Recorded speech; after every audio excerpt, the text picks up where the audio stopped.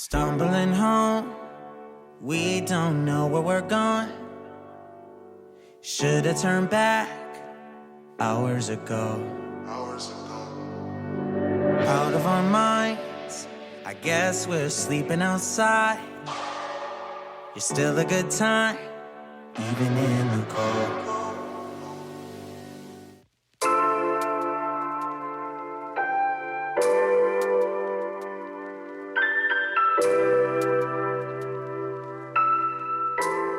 We woke to a bright but cold morning and left Tangle Lake Campground to complete the remaining few miles of the Denali Highway.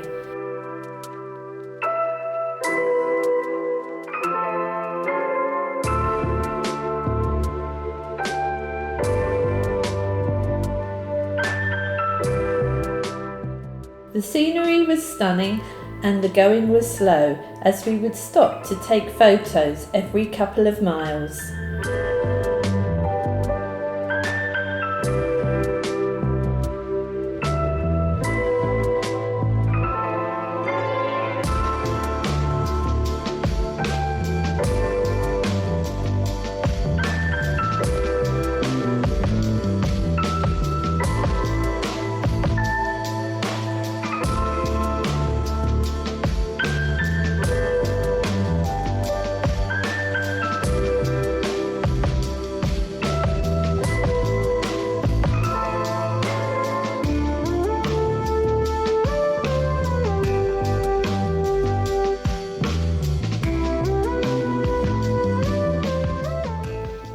Once we had reached Paxson at the end of the Denali Highway, we turned south onto the Richardson Highway and drove as far as Glen Allen, where we would spend the night before continuing south towards Chittana. It is at Chittana that the McCarthy Road starts.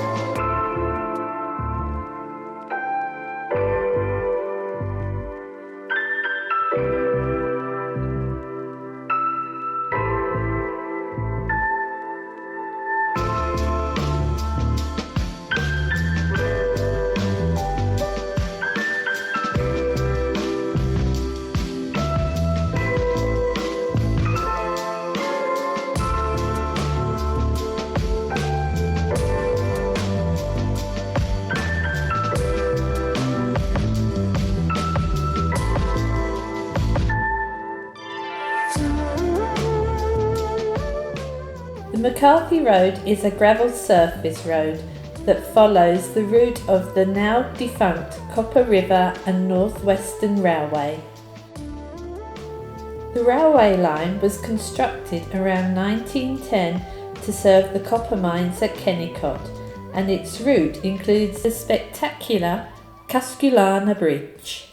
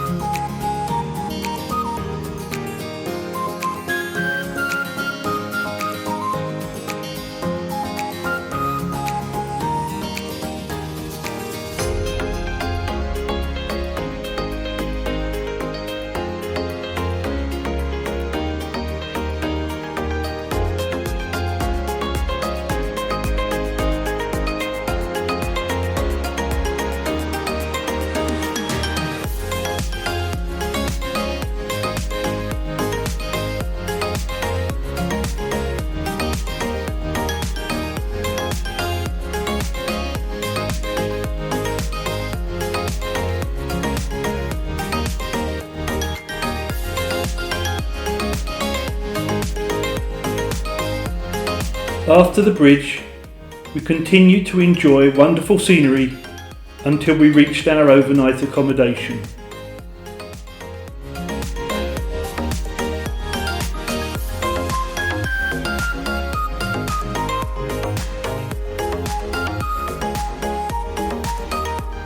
After spending the night in a cabin at Currant Ridge, we drove the last few miles the following morning to the car park at the end of the McCarthy Road. It had to be one of the most scenic car parks we had ever been in.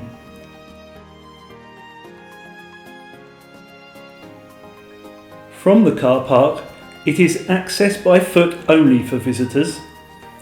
Visitors must cross the footbridge over the Kennicott River to reach the small town of McCarthy. From there, it is around a 15-minute walk to the Kennicott mine. However, we had a special treat lined up, and our guide, Kelsey, was waiting to collect us and transport us by car to her base, where she would provide us with all the equipment we would need to do our first ever glacier walk, including my silly hat, which no one found funny at all.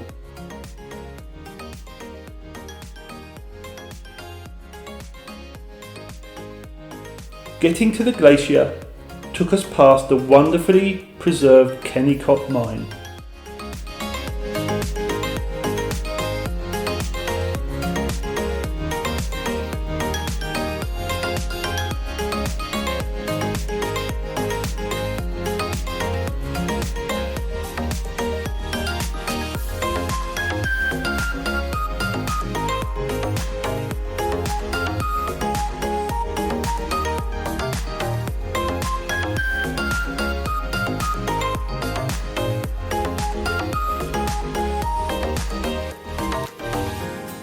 A short hike from the mine brought us to the Root Glacier, where, with crampons fitted, we ventured onto the ice.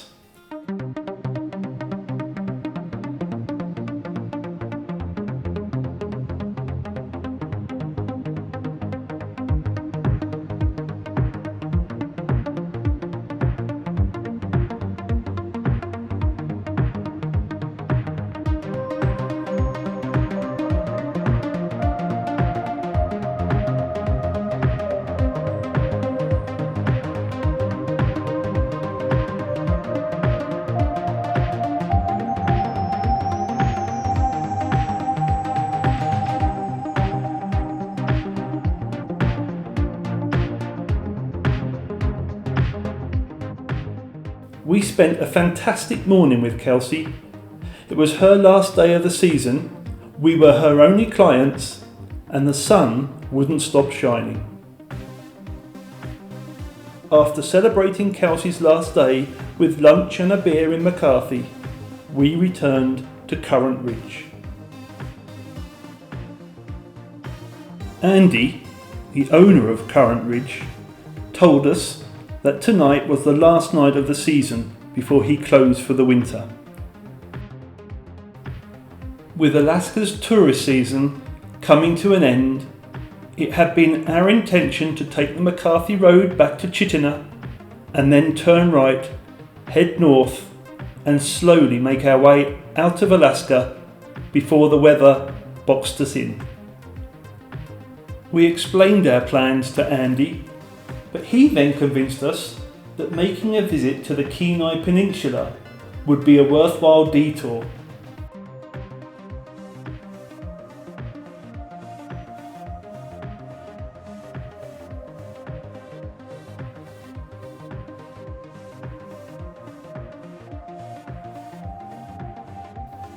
There was the option of making a long drive to get to the Kenai Peninsula, but after weighing up time and costs, we went for the Alaska Marine Highway ferry that would take us from Valdez to Whittier.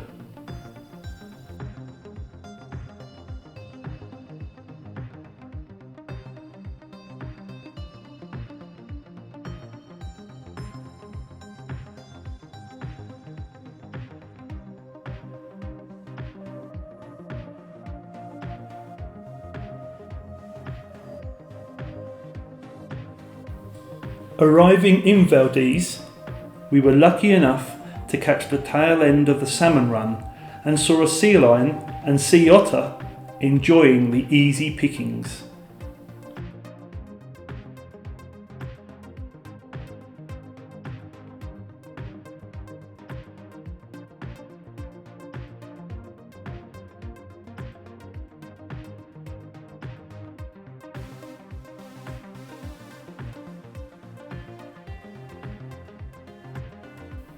Whittier is a deep-sea port constructed by the United States Army during World War II. The port became the entry point for US soldiers into Alaska.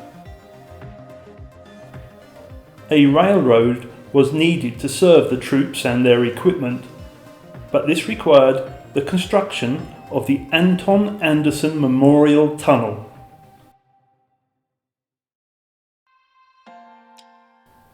Originating as a railroad tunnel only, it wasn't until 2000 that the tunnel was opened to the public and became a dual-use highway and railroad tunnel.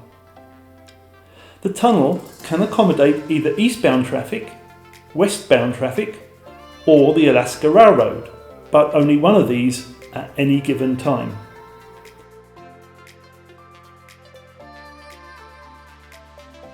If you are unfortunate enough to arrive at the wrong time and have to wait for a train and then traffic from the opposite direction, you could face quite a wait.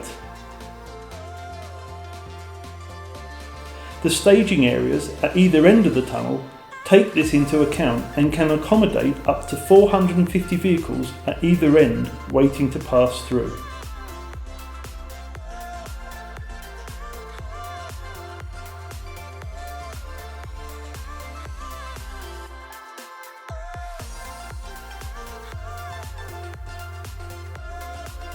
With light at the end of the tunnel, the weather on this side of the mountain was just as miserable.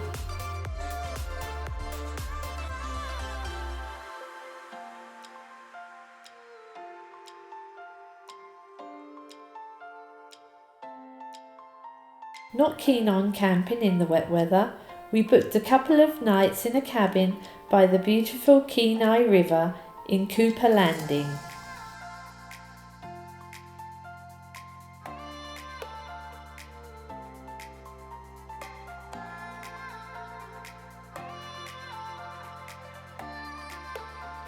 The weather was still not great the following day, but it wasn't bad enough to stop us going on a hike to Russian River.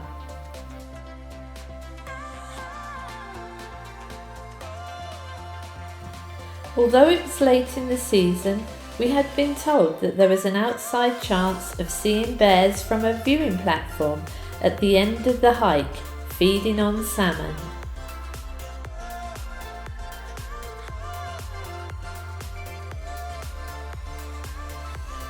Being in bear country, we were required to sign in and eventually out at the trailhead.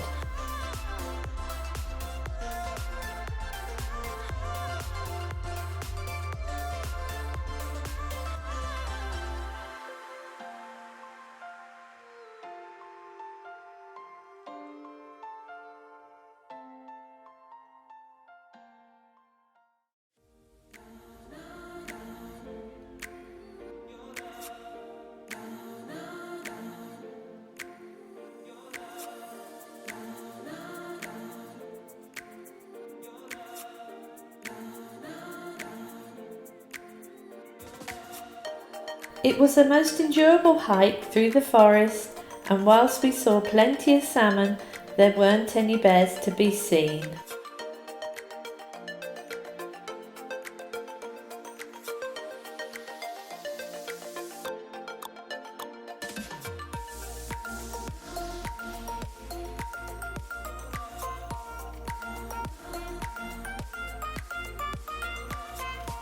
Continuing south down the peninsula, we passed a recent forest fire and then decided on Ninilchik as our place to camp for the night.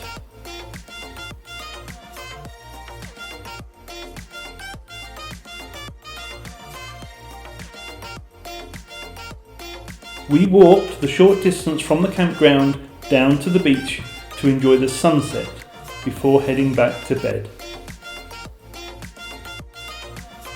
Rising early the following morning, we finally had the weather we had been hoping for. Pausing briefly for a photo in front of Mount Iliyama, we continued our journey to Homer.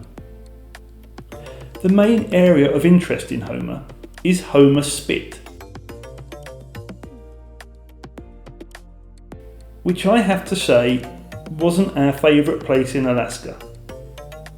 While the scenery surrounding Homer Spit was magnificent, we felt a lot of the beauty was lost in the commerciality of this small spit of land.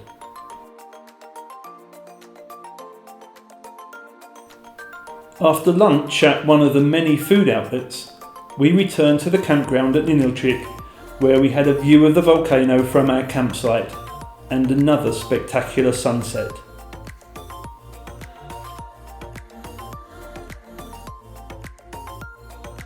The following morning, after a coffee from the Buzz Espresso located at the entrance to the campground, our next stop was only a couple of minutes away to see the transfiguration of Our Lord Church, a Russian Orthodox church which I assume links back to the days of the Russian occupation of Alaska. From Ninilchik, we spent the next few days putting miles on the clock. With services and facilities all closing down, it was, as they say, time to be getting out of Dodge. We found some wonderful places to camp, including our last night in Alaska, which we spent here.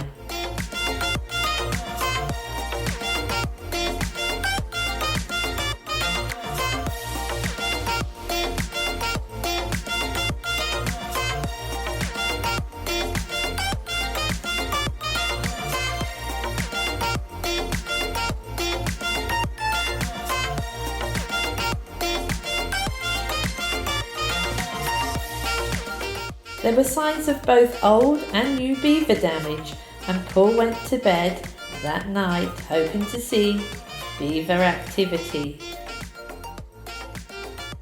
I'm afraid he was disappointed. We woke early, had an easy border crossing as we returned back into the Yukon. Our month in the Alaskan interior was over, and it was one of the best months of our lives, and one we will never forget.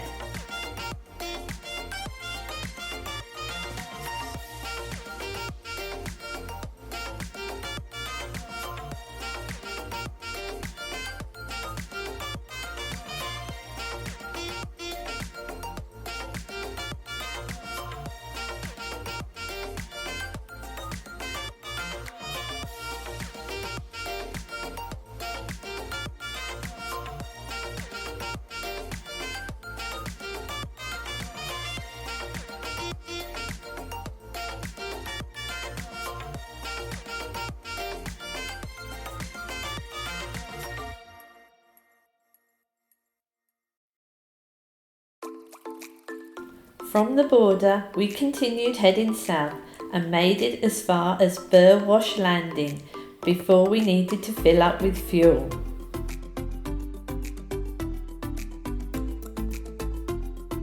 How about this for a self-service fuel station?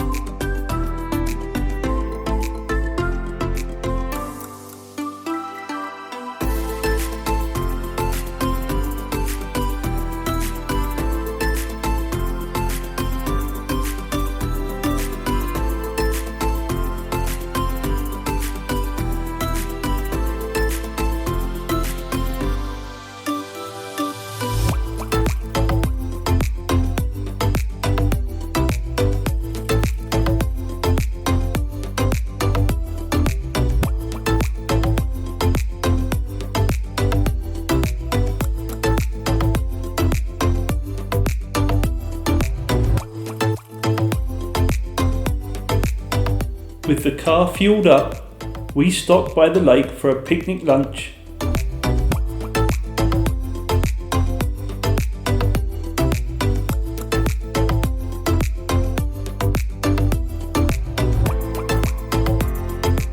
Shortly after setting off again, we met with this wonderful character. Even though we had just spent a month in Alaska, it was in the Yukon that we actually saw our first grizzly bear. It wouldn't be our last encounter with a grizzly bear, but that is for our next video. So thanks for watching and see you soon. Goodbye.